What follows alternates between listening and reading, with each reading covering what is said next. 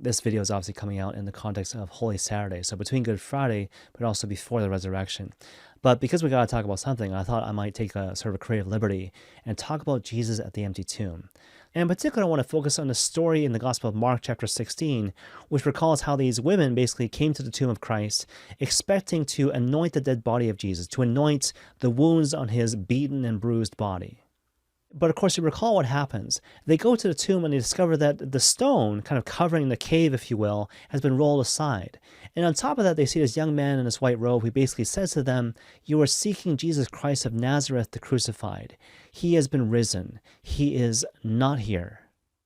Now, if you think about this particular idea of letting go of our preconceived notions of who God is or what he's capable of in favor of the truth of who he is and the truth of his grace, is something which is repeated multiple times throughout the course of the gospel, perhaps most notably in the case of Mary Magdalene.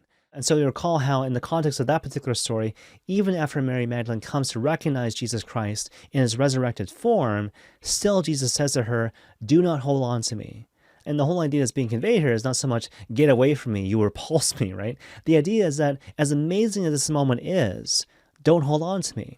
There's even more graces and blessings in store for you going forward in the future. And let that be a lesson for each one of us, even beyond this immediate season of Easter.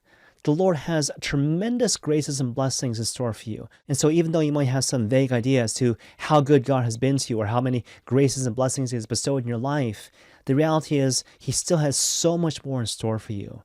Do not hold on to me. Christ the crucified is not here. He is risen. And so go forth, live your life with great expectation. The Lord has tremendous things in store for your life.